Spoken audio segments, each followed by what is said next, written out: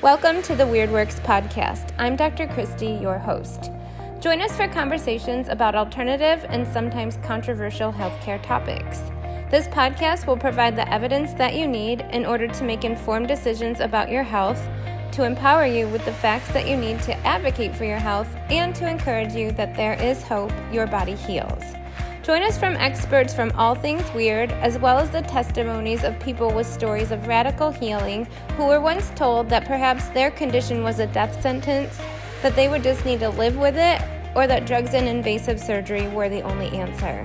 Let's get into agreement that if there is something natural and non-invasive that could be helpful, that it could be your first option rather than your last resort.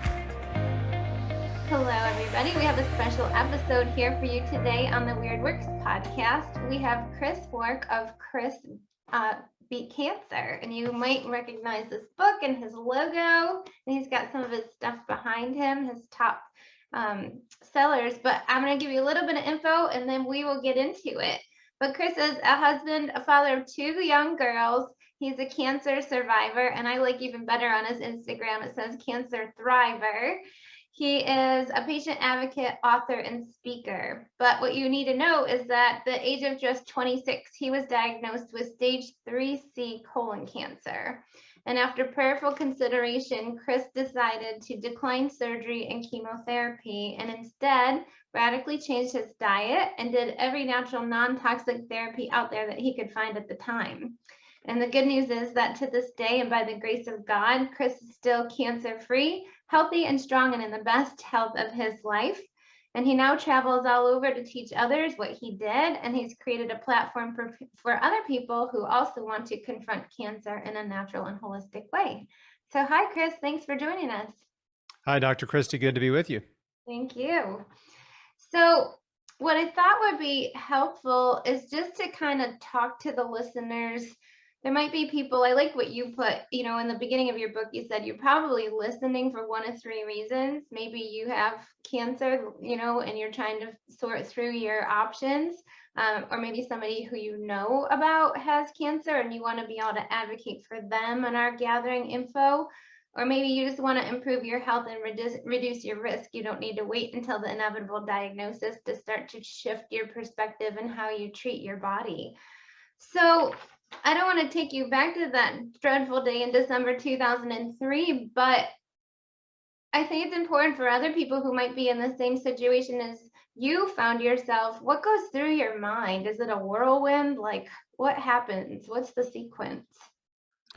Well, yeah, it's definitely a shock. I think some people might suspect they have cancer, and then they get the diagnosis, and it's like, oh yeah, I kind of felt like this was coming, but I had no idea. I was 26 years old, no family history at that time, and yeah, it was a total shock. And I mean, a cancer diagnosis is so traumatic that many patients suffer from PTSD. Yeah. Right. Literally PTSD type symptoms just from the diagnosis. Because I mean, look, it's basically you have a life-threatening illness, right? You have a disease that can kill you. And we all know there's no cure, right? And we've all seen the way cancer patients are treated by the medical industry, and it's pretty brutal. Mm-hmm. And most of us have seen our loved ones go through that brutal treatment and suffer and then still die. Yeah. And so, yeah, I mean, you sort of compound all of those factors together, and it's a very scary and overwhelming diagnosis. The only difference that I had, versus a typical cancer patient, I would say, is that I'd never had anyone close to me go through cancer and die. Okay. So I didn't have firsthand experience. Right. I knew a few cancer survivors. But anyway, so yeah, the diagnosis is just, it's a shock. It's scary. Your whole world comes to a grinding halt, much in the way that when you lose someone, like a family member or a friend dies, like when there's a death in the family or someone close to you, it's like the world stops. Right. Right. I mean, the world keeps going, but your world stops. And it's all of a sudden, every minute of your day is focused on this, tragic development. So yeah, everything I was doing stopped, and I was told, I basically, the backstory, which I tell in my book in great detail. Chris beat cancer, but the quick version of the story is I'd been having abdominal pain for the better part of the year, and then it was passed around between a few doctors. Eventually, had a colonoscopy, and they found a golf ball sized tumor in my large intestine. That's the colon, and it was biopsied, and they told me when the lab report came back that I had colon cancer. So the next conversation was, we've got to get you into surgery and get this thing out of you before it spreads and kills you. Right. And this is very, very typical in the cancer world, is that patients are rushed into treatment out of fear. Right. Before they really understand their disease or understand their treatment options, right? It's just within days, you're either in surgery, you're starting chemotherapy or radiation, and there's not enough time for a patient to read and research and think and get second, third, fourth opinions from other doctors, talk to other cancer survivors, start accumulating knowledge so that you can make the best decision for you. Right. And that's really a tragedy, because most cancer patients, when they are diagnosed, are not in an urgent situation, right? They have a lump or a bump. And it took a long time to get there. It took a long time to develop, and it's big enough to detect. Sometimes it's causing some problems or discomfort, but a lot of cancer diagnoses come from a lump or a bump that is painless, right? And or discovered by accident on a routine X-ray or blood work or something. So the situation for many, many cancer patients is not urgent, but they're treated as if it is. And like I said, they're rushed into treatments that can be potentially harmful and lethal before they know what they're getting into.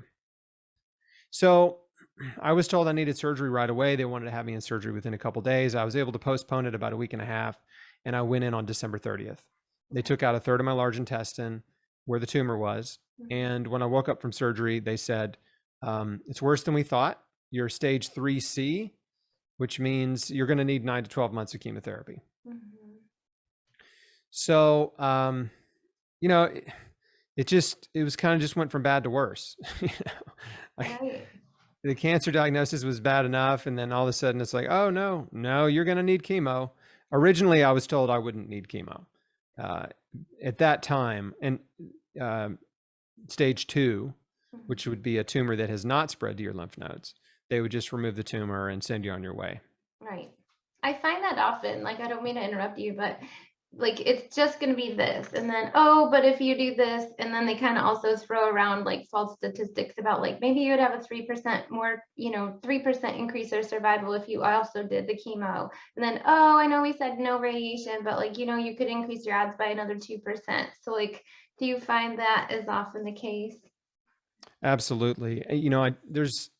I talk about this in my book, but the way that doctors communicate to cancer patients is it's pretty deceptive. And they use words first of all, they use statistics in a way that make them sound better than they actually are, right? Make the treatment sound better than they actually are. And second of all, they use words like effective. So they'll say things like, well, this drug combination has been proven to be very effective for your type of cancer. Or safe and effective. Well, yeah. They rarely say safe in the cancer industry because they know the drugs aren't safe. At least they don't claim that. They know these drugs are highly toxic. Okay. But the effective word is used. And when a patient hears the word effective, that means cure. Yeah. Right? They're thinking effective means cure, but effective doesn't mean cure. What effective means from a clinical standpoint is it means this combination of drugs has been shown to shrink tumors better than any other combination of drugs. It has not been shown to cure people necessarily. It's just been shown to be a little bit better at shrinking tumors temporarily than every other drug we've tried. That's what I was going to say. It doesn't prevent the recurrence of it either. Definitely doesn't. And the paradox of chemotherapy is that, these drugs are highly toxic, obviously, and they will kill some cancer cells. They will shrink tumors. Sometimes they make tumors completely disappear, right? Lumps or bumps, lesions or whatever can disappear during or, sort of at the end of a series of chemotherapy treatments. Right. But what's happening over the course of those treatments is collateral damage. So these highly toxic drugs, which also many of them are known to be carcinogenic, to be cancer-causing drugs, cancer-causing agents, are causing brain damage, liver damage, lung damage, and intestinal damage, peripheral neuropathy. They are, and most importantly, wrecking your immune system, decimating your immune system. Which is the only system that can defeat cancer. Your immune system, right? Your immune system is the reason you don't have tumors, right? It's the reason you recover from a viral infection or bacterial or fungal infection. Like, your immune system is your army that fights off invaders. Like, that's what it does. And cancer cells are also considered invaders. They're mutated cells. And so, even though they don't come from the outside world, they're your own cells, your own DNA, but they have mutated, and it's like mutiny. So when you wipe out your immune system, what happens typically is that the chemotherapy treatments will shrink a tumor, but they don't kill the cancer stem cells. They don't kill all the cancer, and the cancer cells that don't die actually become stronger. They become resistant to chemotherapy, and it's like they become angry, right, and more aggressive. And so when the chemo treatments are over, cancer cells begin to multiply again and spread throughout the body. But this time, the patient's immune system is gone, right? It's like I said, it's decimated. Correct. And so that's why we see, this rapid spread, rapid metastasis in cancer patients after chemotherapy. And it's like 2 months later, we were celebrating it. We were at TGI Fridays, woo, I'm cancer free, or my tumor shrunk. And then in a short time later, you got spots in your liver, your brain, your lungs, your bones, whatever. Right. Because their immune system's gone. And even if you have cancer, right, your immune system is not doing nothing, right? It's still working. And your B cells, your T cells, your natural killer cells, they're still working. They're still trying to solve this cancer problem. And so, obviously, the cancer industry is shifting toward immunotherapy. They're trying to develop drugs that boost your body's own ability to identify and eliminate cancer cells. Like, that's what they're trying to do, which I think is a more noble pursuit than just carpet bombing, right? Basically nuking your whole body and hoping that you will somehow recover, and the cancer cells won't. The rest of your cells will recover and the cancer cells won't. Like, that's the current approach.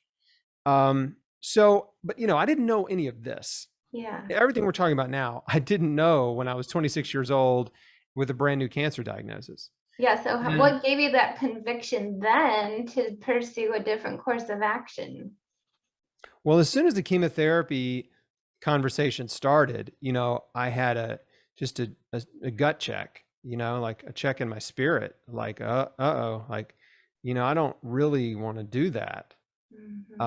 Because I had seen what chemotherapy does to humans, right? Even though I hadn't seen it in my close relatives, I'd still seen people in the world that were advanced cancer patients that had been poisoned by chemo. And it's, no offense to anybody that's going through this, but it leaves an impression on you when you see a human in that state that's an advanced terminal cancer patient, and they've been through countless rounds of chemo, and they're just emaciated and their skin's yellow and they're wearing a mask. That was back when, if somebody's wearing a mask, it was because they were a cancer patient. Right. That's what it meant. That was the only time you saw somebody with a mask on in public, right? Bald head, mask, like, you knew.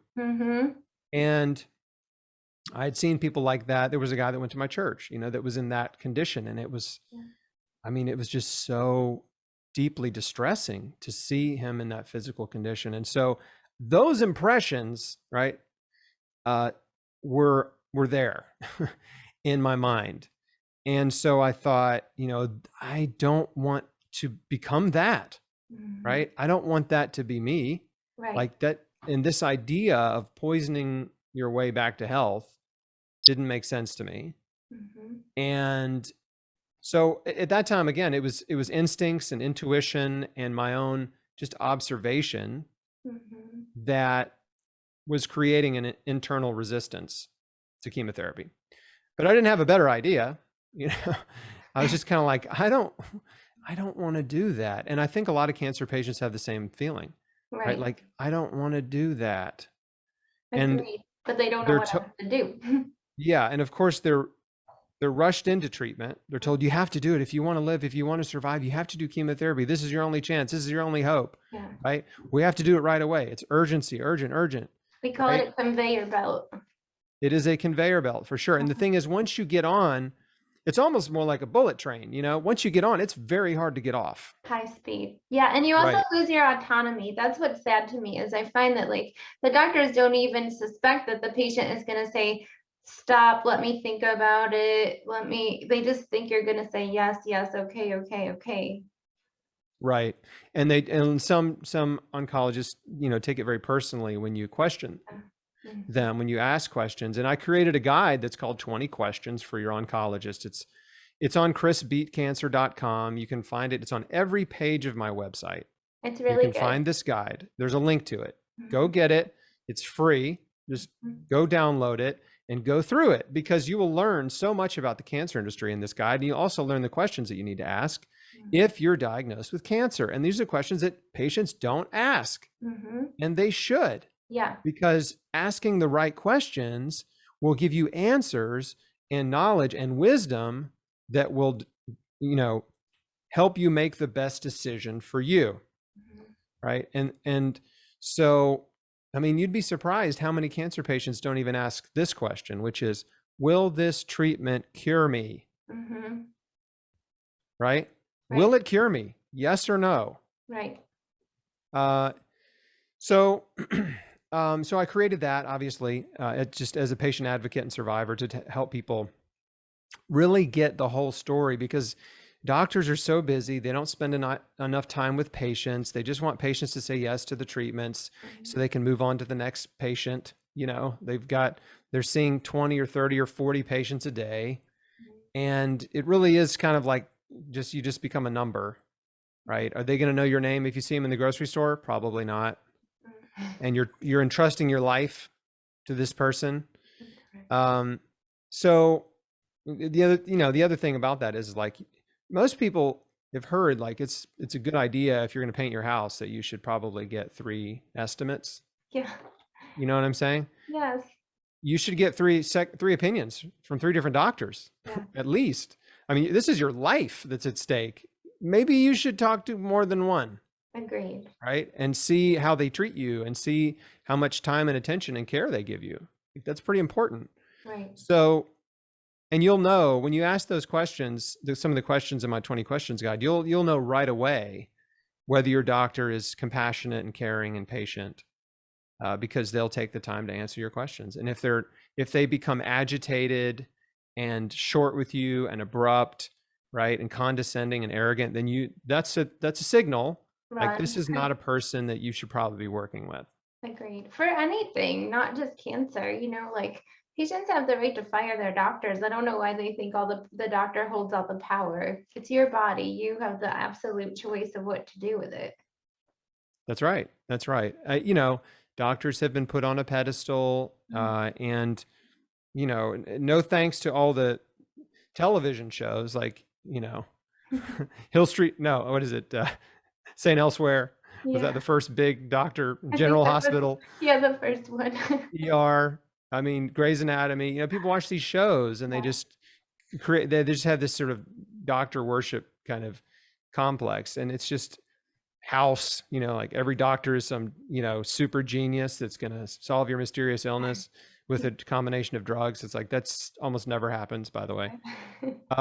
So So yeah, so there's a lot going into it that patients just don't know. And that's what I spend most of my time doing, is just education to help people make good decisions and understand how the cancer industry works and understand how, the risks and benefits of chemotherapy. And so, like, to be fair, there are a few different cancers, a very small number of cancers that chemo actually works really well for. Testicular cancer, lymphomas, and childhood leukemia.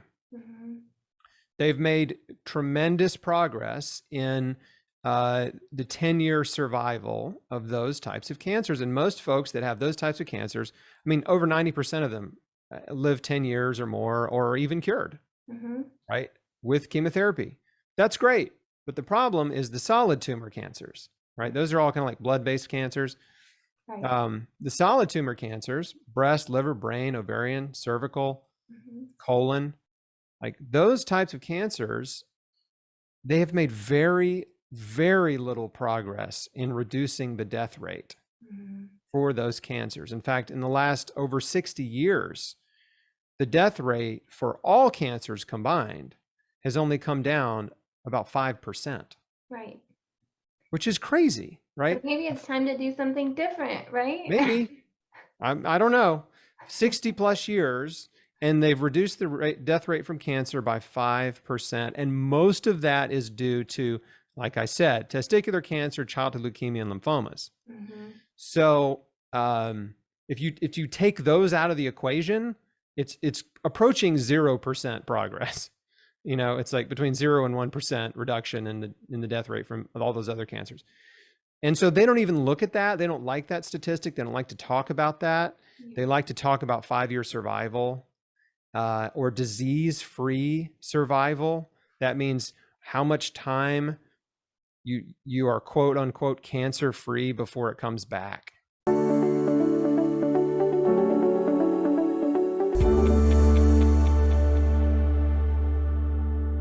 Are you tired of going from diet to diet to come up short and feel worse than you did when you started?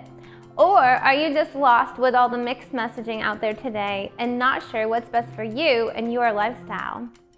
Maybe you were told that you had to live with your symptoms and accept feeling less than your typical vibrant self. Well, I'm here to tell you the truth.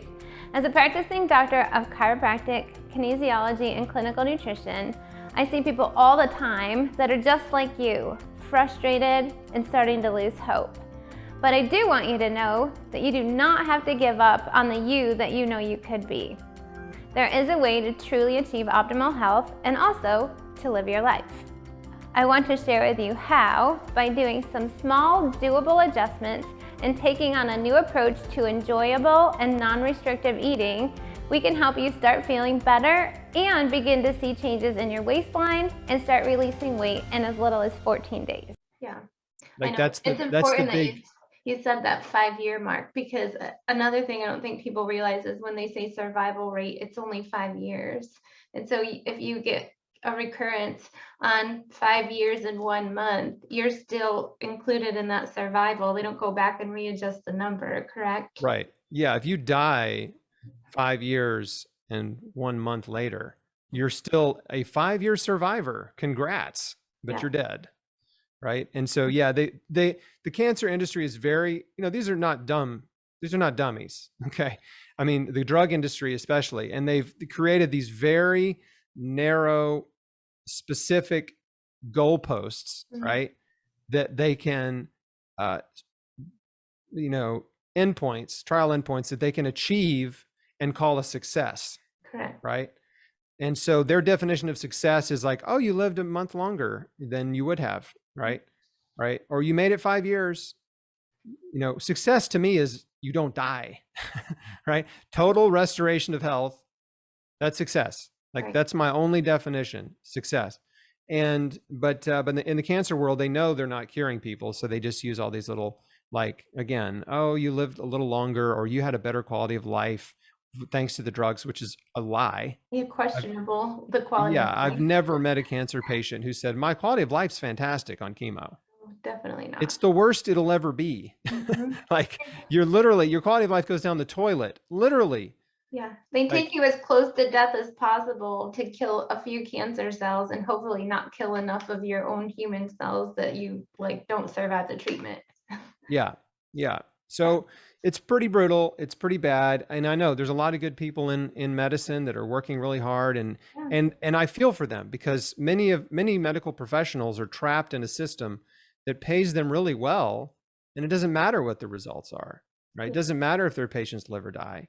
Yeah. And they're just stuck. I mean, they've invested 15, 20 years of their life to get to where they are Yeah. as a doctor.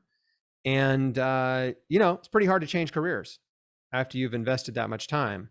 And especially when you realize like, oh, the drugs I'm giving people, no, I'm not curing anybody, Mhm. right? Like I'm just medicating, I'm treating, and in cancer, like all my patients are just getting sicker and sicker because of the drugs I'm giving them. Yeah. You know, I always so think it's how depressing that would be, like, I would say, like, we're in holistic healing in our practice, and, like, it's almost like this little, like, mystery land, like, fairy tale where, like, bodies heal and overcome all sorts of chronic diagnoses, and everybody gets happy and healthy, and, like, you almost get desensitized to how well the body will respond, like, we're on the other side of desensitized.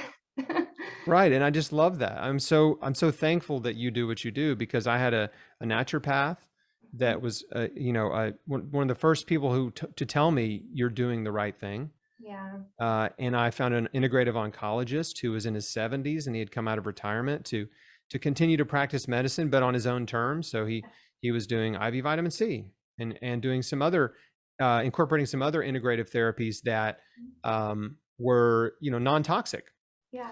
and in an attempt to help his patients survive and boost their immune systems and hopefully heal. And so like that holistic approach to medicine, which I think is critical, really, is looking at the whole body, figuring out the root causes of disease, eliminating those root causes, Mhm. supplying an abundance of nutrition to the patient, and helping them really sort out their life, just recreate their life in a way that is conducive to health and healing. Like that is what it's about. And so when I discovered that world, a friend of my dad sent me a book, and it was about healing cancer. And the guy who wrote it healed his colon cancer with a raw food diet. Mhm. He went all raw and he started juicing, and within a year, his colon tumor was gone.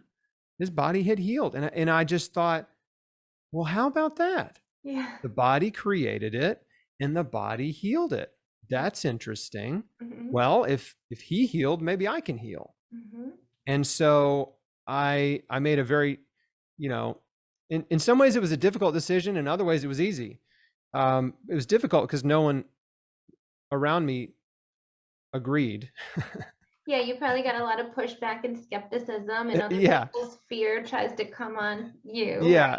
right? But it was easy because it made so much sense, Yeah. right? So I was like, I'm going to change my whole life. I'm going to overdose on nutrition if that's possible. And the closest I got to overdosing on nutrition was my skin turned orange from all the carrot juice. And fortunately, that's just a temporary condition, and it's not painful. I was fine. That's good. Uh, but yeah, I just wanted to flood my body with Mhm. whole food nutrition from the earth, fruits and vegetables from the earth, organic, raw, just in its food in its purest form, like the Garden of Eden. Yep. And I was excited about doing it. It was such an interesting experiment to me of like, what would happen if I only ate raw food? What would happen to my body? Surely good things, right? That's what I'm thinking. Surely good things will happen. So I converted to that diet overnight, and I had a lot of opposition from people around me who thought I lost my mind, Right. and I also decided I didn't want to do chemotherapy, at least right away, Mhm. right? It was like I'm not saying no to it forever, but I'm saying no right now. Right. Like this is not what I want to do. I want to build my body up. I'm sick. I know I'm sick. Like I want to build my body up. I don't want to break it down further. And I felt very vulnerable physically to chemotherapy. Like I just thought I was already so weak. I was really skinny. And I was just like, this chemo is just going to destroy me. Mhm. Like it is going to destroy me physically. And I don't want that to happen. Yeah. Right. Yeah. So Like, what are you more afraid of, the cancer or the chemo? yeah, I mean, I really was more afraid of chemotherapy and the destruction it would cause, for sure. And it wasn't like a fear, but it was just more of cautious concern. Like, I don't want this to happen to me. And I believed that I could get well. And that's the most important thing in the whole process. Like, the number one most important thing that we tell every patient is that you have to believe that healing is possible. Yeah. Okay. You've got to believe that healing is possible. And so almost everything I do is just to try to spark that hope that I got from another guy, right? Another man who healed gave me that hope. Right. And now I'm the guy trying to spread it to others that healing is possible. And so once you get that little spark of hope that healing is possible, then you start to believe, well, maybe I can get well, And then the next progression of thought is, okay, what do I need to do? Right. And that empowers the patient and empowers the person to start thinking positively and creatively and to become a problem solver in their own life. Yeah. And then to start making massive changes in their life for the better. And the food part is the easiest part, right? I mean, because you can change your diet overnight. Yeah. Right? You can change it overnight. Anyone can do it immediately. Like, anyone can do that. Exercise. Almost anyone can start exercising today, right?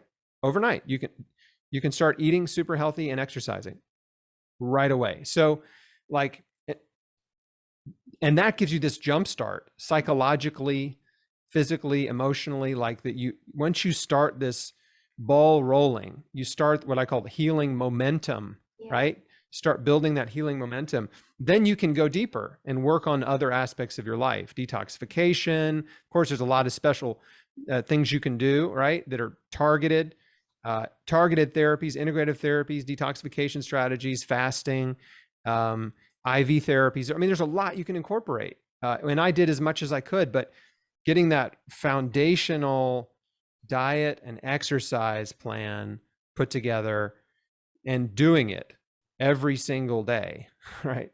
I did it because my life depended on it. And then also working through the mental and emotional and spiritual stuff, right? And that you can't fix overnight. That takes time and deliberate effort to start thinking differently, to choose positivity instead of negativity, to be hopeful instead of cynical, to be courageous when you're afraid, and to give your fear to God and trust him with your life and your health. Like, these are things I had to do every day when the fear would creep in, because in 2020, the world got a taste.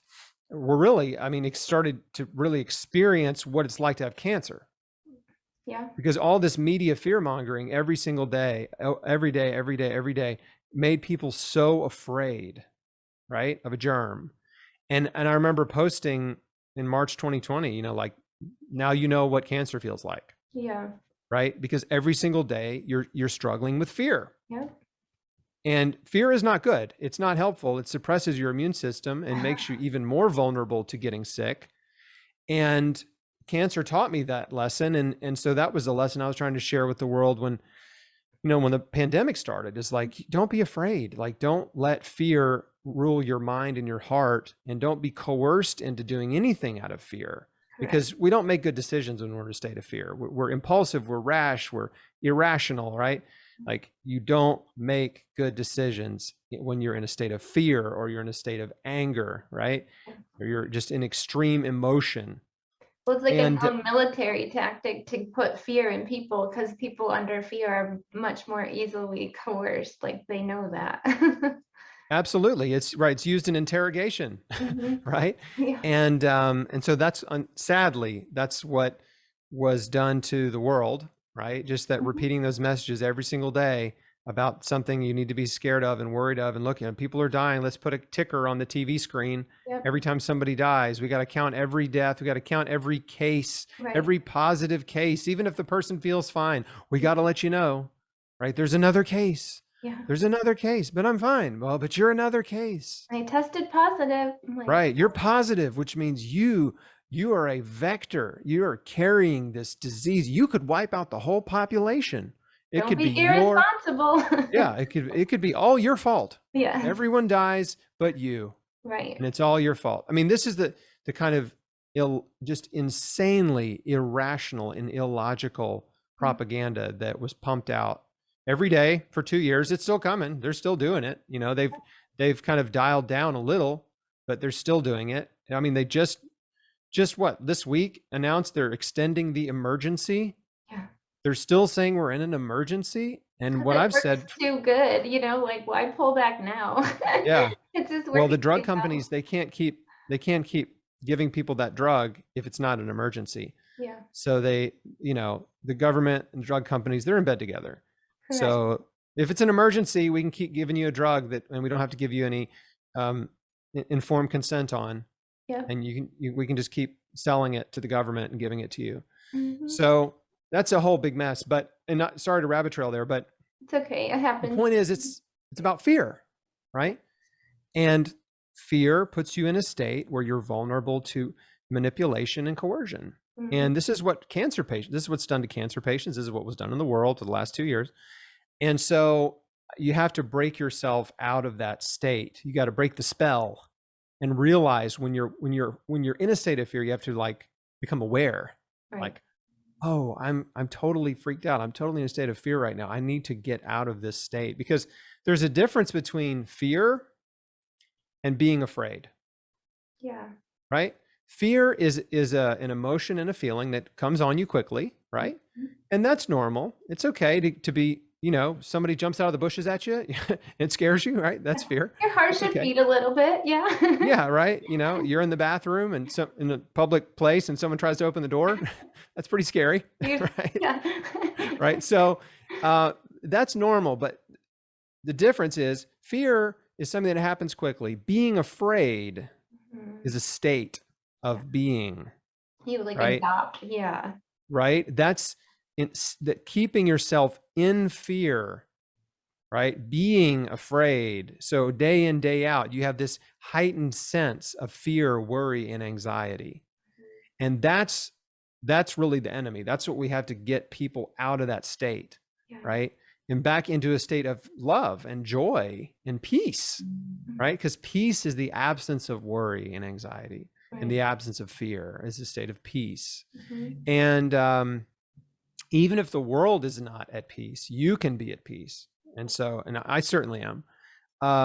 And so, these are all things that cancer taught me that I'm really thankful for, right? I'm thankful for all the lessons that adversity and hardship taught me. Like I didn't enjoy it, No. but I can look back and be thankful that I trusted God to lead me through it. And I trusted God to work all things for my good, like it says in Romans 8:28. And he did. He worked the whole thing for my good. This whole terrible diagnosis sort of took over my life. And now I have the opportunity to encourage other people and help give them guidance and inspiration and practical action steps they can take to change their life. And, I mean, so if you're in that situation now with cancer or with a difficult life situation, I just want to challenge you to think differently about it, to think, instead of just thinking this is terrible, right? Woe is me. This is horrible.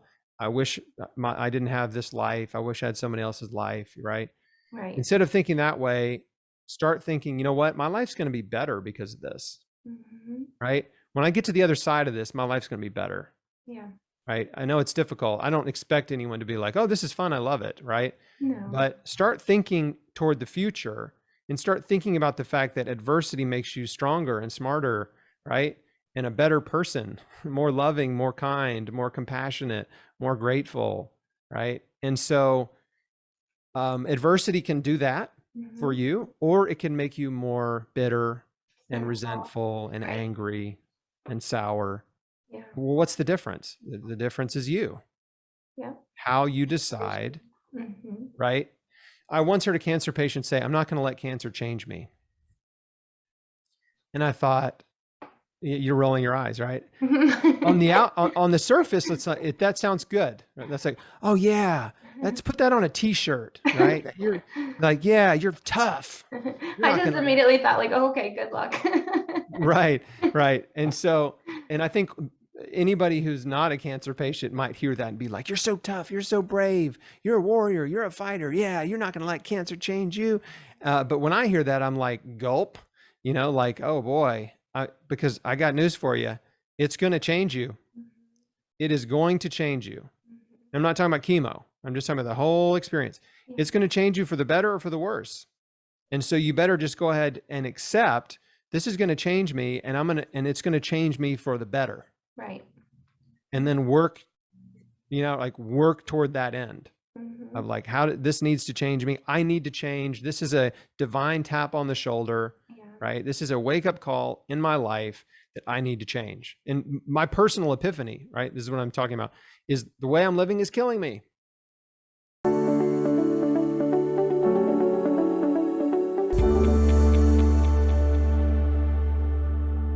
Americans spend $33 billion every single year on diets and weight loss products, and yet diets have a 95% failure rate. These statistics and my 18 plus years experience as a practicing doctor show me the real dangers of a cookie cutter approach to health, and that truthfully, diets don't work. This is why I created the 90-10 lifestyle, for the people like you and me, busy and not willing to settle for less when it comes to our health and wellness. This program isn't just about feeling fantastic and or losing weight for good. It's a roadmap to upgrading your body and mind from the inside out, while simultaneously suppressing the inflammation and suppressing the guilt that often comes with a high stress, high expectations, and high performance. The number one reason the 90-10 lifestyle is so effective and easy to maintain is that it gives you back your willpower instead of forcing it. Right. Right. And people don't like to hear that message. They don't like to it's tough talk, but they don't like to be told, hey, maybe this is your fault. Yeah, maybe you did this to yourself. Yeah, maybe you did. And guess what? I mean, I was willing to accept, and I don't say that to be mean to people, right? To make them feel shame or guilt. Right. What I say is, look, that is the posture that I chose to accept for myself. So I thought, you know what? Maybe this is my fault, right? I'm okay with that. And the good news is, if this is my fault, if I contributed to my illness, then maybe I can contribute to my wellness. Yeah. Right. And so that was empowering, right? When it's your fault, you actually are empowered. Yeah. You're like, oh, I screwed up, right? I've made mistakes. I need to pay attention to the choices I make every day, and make better choices. And I need to take a hard look at my life and figure out which choices are harmful. Right? What part of my daily routine and my habits and my thoughts and my actions are harmful? Right. And how can I replace those things with actions and food, right? And relationships that are helpful, right? That are healthful. So, that's what I call the beat cancer mindset. It's kind of like what we're talking about right now. First, believing you can get well. That's number one. And then after that is deciding if you want to get well, right? If you want to live, and then from there, taking massive action to change your life, right? You're taking full responsibility for your situation. You're not blaming anybody else, right? You're saying, you know what? I'm going to act like this is my fault, 100%, and I'm going to do everything in my power to change my life, to help myself get better, right? To overcome this difficulty. Or this obstacle. And then, also along those lines, which again, I talk about this in my first two books, The Beat Cancer Mindset. I mean, there's a lot that it encompasses a lot of things, but they're really simple things conceptually. And the other thing is just choosing to enjoy your life in the process, right? Just making a decision like, this is an adventure, right? I didn't choose it, but here we are, right? I'm on a new life adventure that I did not choose, and I'm going to enjoy it. I'm going to embrace it. Everything is changing in my life. This is going to change me for the better, and I'm going to choose to enjoy this process and not constantly look back at my past, at BC, before cancer, right? and wish and long and wallow in self-pity, right? Oh, I wish I could go back before cancer. Like you can't. Yeah, You can't. or I should have. That is, they Yeah, you should have all over yourself, kind of a thing. right. Exactly. Like You should there's all over yourself. yeah, that's exactly right. You can't dwell in the past. You can't beat yourself up, right? You got to forgive yourself for your mistakes. Yeah. You got to forgive every person who's ever hurt you. I did that. And you got to be quick to forgive when people hurt you in the future, because they're going to. They're going to let you down. They're going to be rude or inconsiderate or abusive, or people hurt each other. It just happens. It's life. And when people hurt you, it's in a moment, right? It's just a moment. But if you hold on to that bitterness and anger and resentment, you're actually keeping yourself in a prison of pain. Yeah, and that Right? You're shows up holding on on to our the body. what's that? And we know that shows up in the physical body, those unresolved emotional, components. They literally can come out as cancer, tumor, chronic pain, all sorts of different physical ailments. Yes, anger and bitterness and resentment, Mm-hmm. what are all encapsulated in this term unforgiveness. Mm-hmm. Suppress your immune system. These emotions do that because they keep you in a state of stress and distress, and they increase inflammation.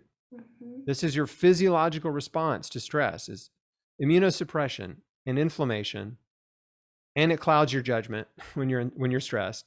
Yeah. And that sets you up for chronic disease. Mm-hmm. Not overnight, right? But over months or years of living in just a state of chronic stress, money stress, relationship stress, stress from making bad decisions, foolish decisions, bad habits, right? Just that sort of compounding problems in your life where your life has just kind of gotten out of control. And the cool thing is you can get it under control. And when you start to get your life under control, your stress comes down. Yeah. Right? When you get organized, when you start taking care of yourself, when you start eating fruits and vegetables, when you start exercising, when you start forgiving people who've hurt you, your stress just goes click, click, click, click, click. It just goes down, down, down. And then eventually you get to the point where you're like, I've racked my brain. I've thought through every person in my life. I can't think of anybody else left to forgive. Yeah. Right? I've forgiven them all. Right? There's no one left. And that's a really good feeling, right? And I've forgiven myself for my mistakes. And even beyond that, like you can take your mistakes and share them with others. And that actually, it turns a bad thing into something good. Yeah. Use When your you admit, testimony to heal somebody else. yeah, when you admit your flaws and your failures publicly to other people. I mean, you don't have to go on YouTube, but I'm just saying, like, when you talk about your flaws and failures openly, it's healing to you. Yeah. Right? It's good advice for other people so they don't make your mistakes, and then also, it relieves that guilt and shame that maybe you're struggling with about your screw ups. Yeah. And because we've all got them. So like these are the things that, like I said, you can change your diet and exercise overnight, and you absolutely should. And these other things just take time.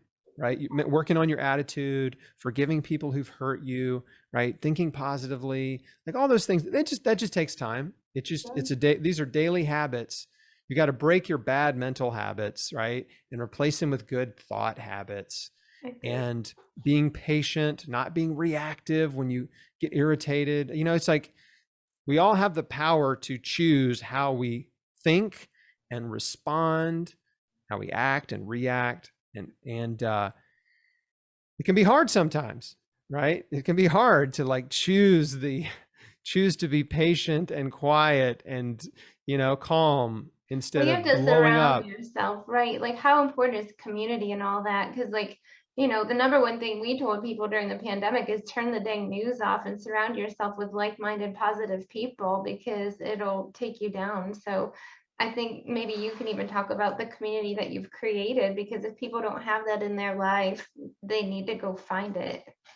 Absolutely. We have, I have a program called Square One, and people can find it on my website. There's a tab at the top that says coaching. It's a coaching program. And we have this incredible community of survivors and thrivers and just people who are just really, into prevention, like you said at the beginning, right? And it's just an awesome online support group. And that's huge. It's something I didn't have. when I had cancer. I was alone. Yeah. It was me. I was married, but my wife had a hard time, just understanding why I was doing what I was doing. And, you know, it was me, Jesus, and a juicer.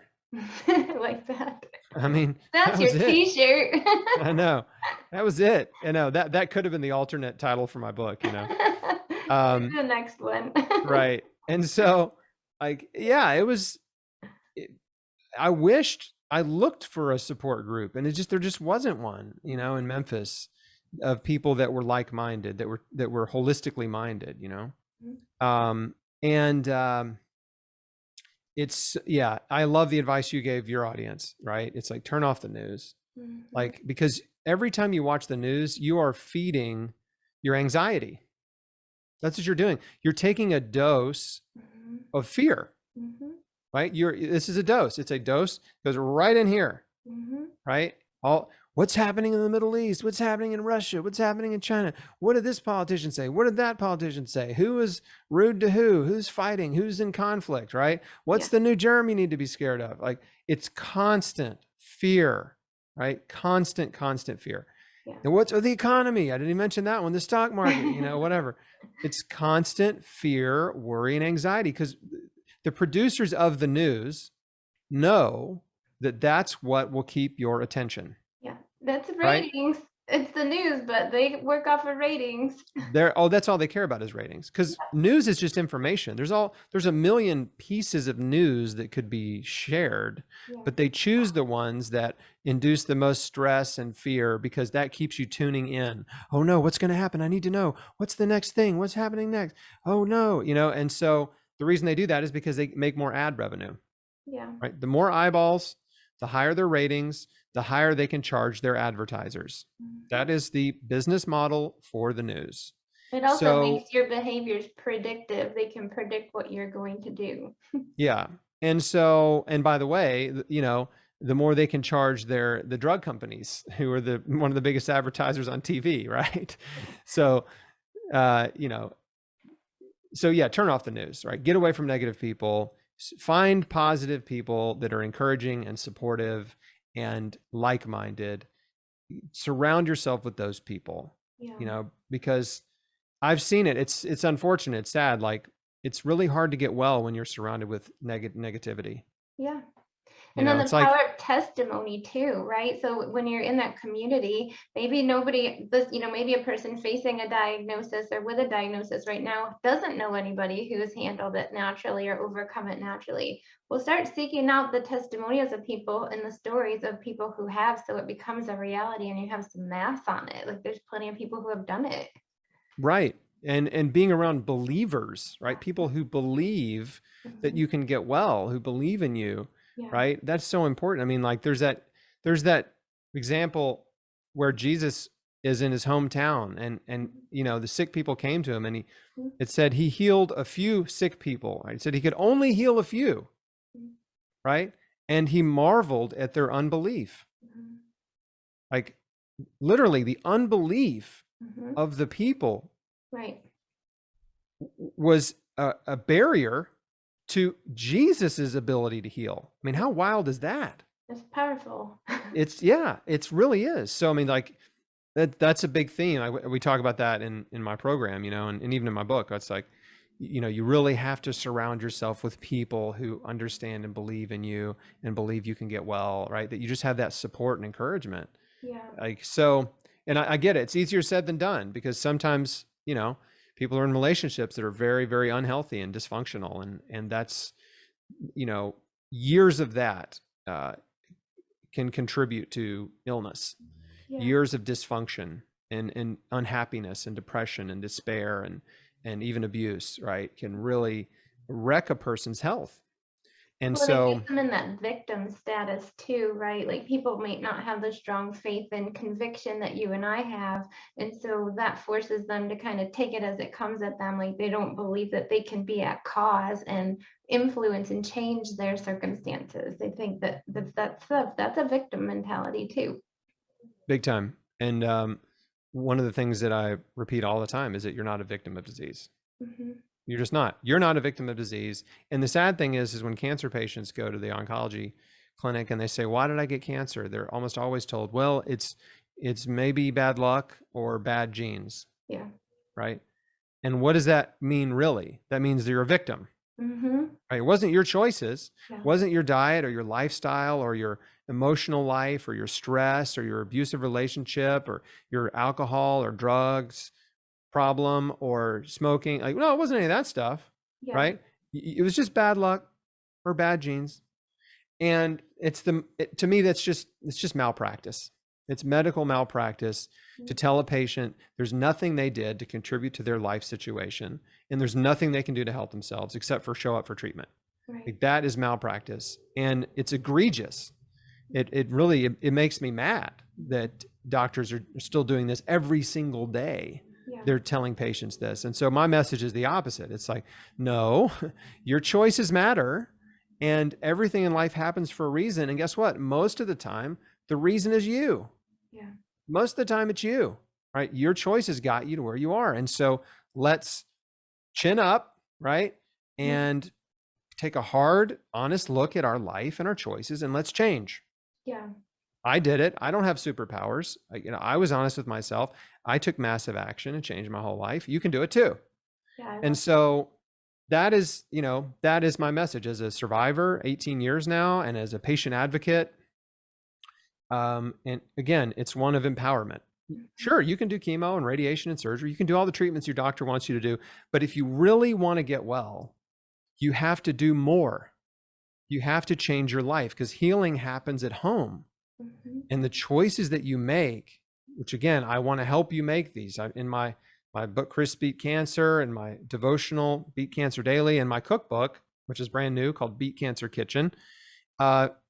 These choices help your body heal. Mm-hmm. They help nourish your cells, strengthen your immune system, improve detoxification, and you stop polluting your body with all this crap, toxic crap.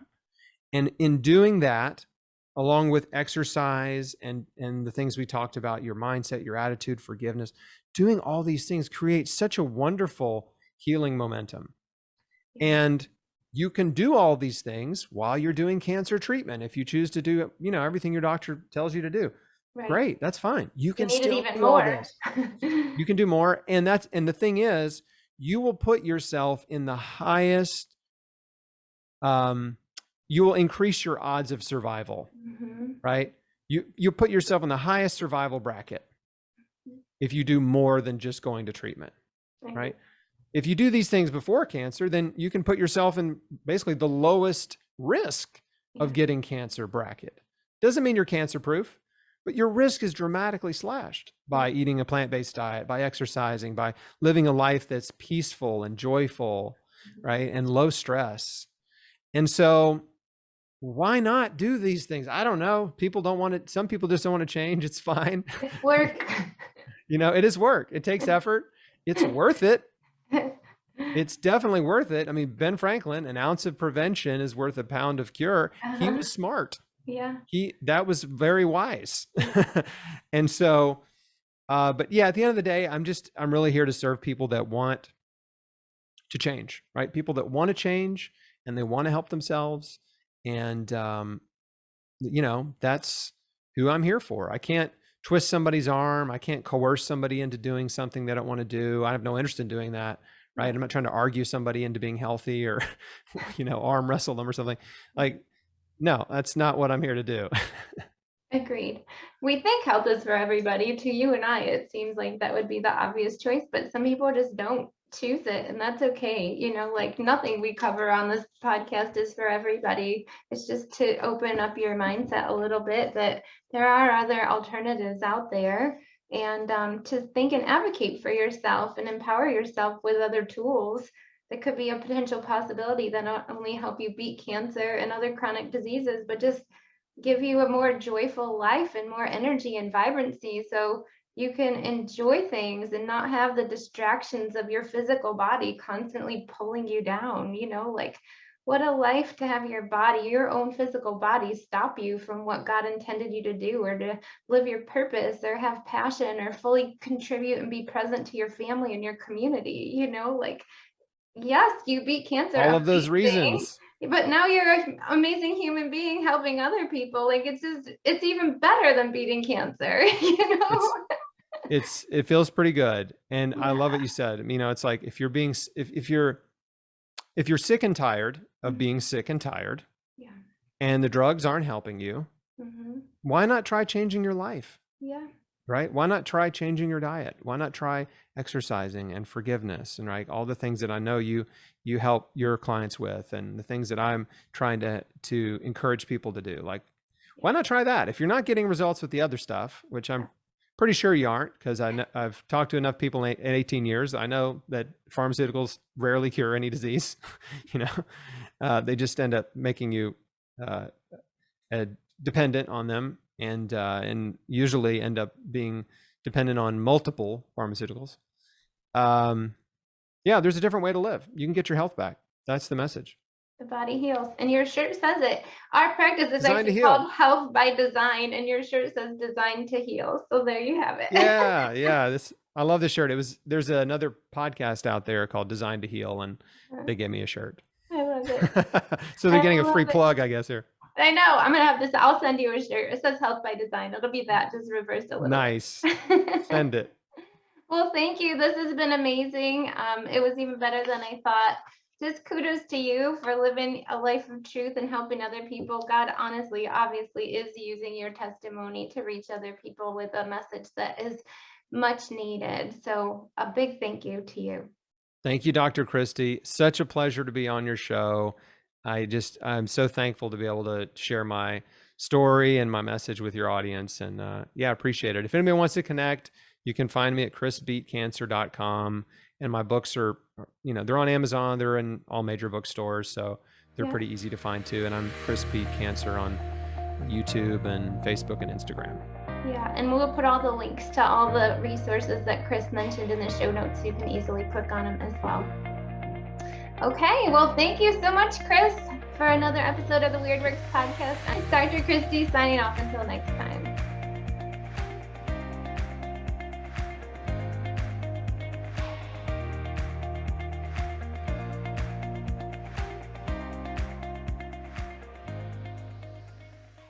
Your health and how you feel on a daily basis directly impact your mental, emotional, and spiritual health. We will help you reprogram your way of thinking and be on a plan that works for your body instead of against it. It is time to rewrite the false belief that health abnormalities are normal and that it just is what it is. You do not have to live with feeling less than 100%. We invite you to take a serious look at how you feel on a day-to-day basis. Is what you're doing working? Do you want to learn how to live a more holistic life that's still enjoyable and fun? The 90-10 lifestyle can be the bridge from subpar results to the vibrant and abundant lifestyle that you've been looking for. So click the link by this video so you can get started today. We truly, truly know that this program can change your life. We'll see you on the inside.